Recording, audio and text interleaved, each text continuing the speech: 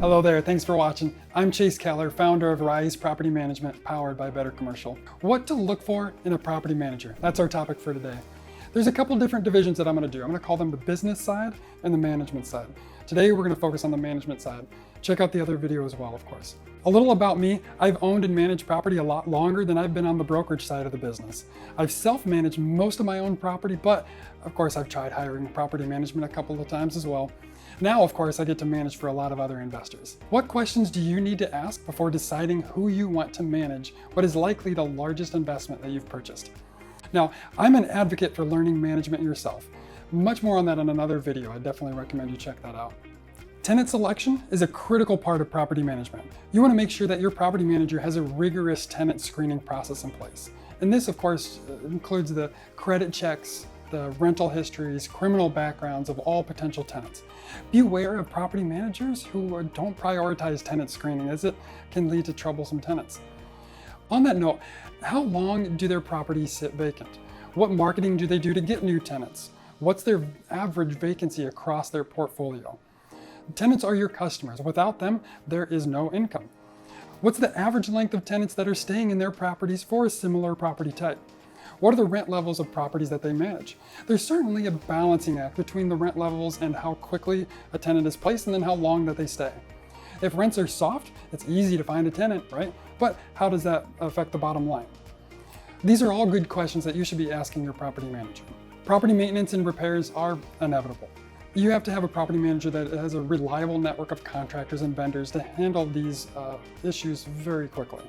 Watch out for property managers who's unqualified or expensive or inexpensive contractors, as it can eat into your profits. We all like to save a buck, and good property managers should be looking to keep the property's bottom line as large as possible. But hiring bad contractors can magnify a problem very quickly. Also, how often do these managers, are they putting eyes on the property? If you've owned a property, you know that some tenants report issues that don't actually exist, or that they created. But some tenants don't report small issues that should be fixed when they're still small so that they don't grow into unnecessarily large and expensive issues. If the managers aren't in good communication with the tenants and aren't walking the property regularly, how do they know what's actually going on with your investment? Transparency is essential in property management.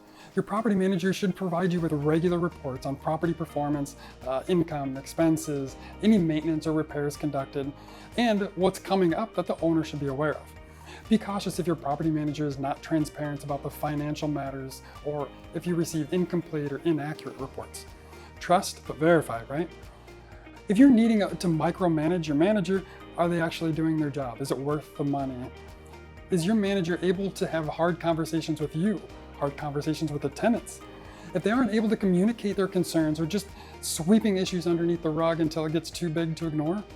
How does the communication look like with the tenants? Managing tenants themselves can be an art and a science. Again, the tenants are your customers, so keeping them happy, safe, and comfortable in your property leads to longer tenancy, reducing the cost of vacancy and turnover. And there's the potential that a happy tenant takes better care of the property itself.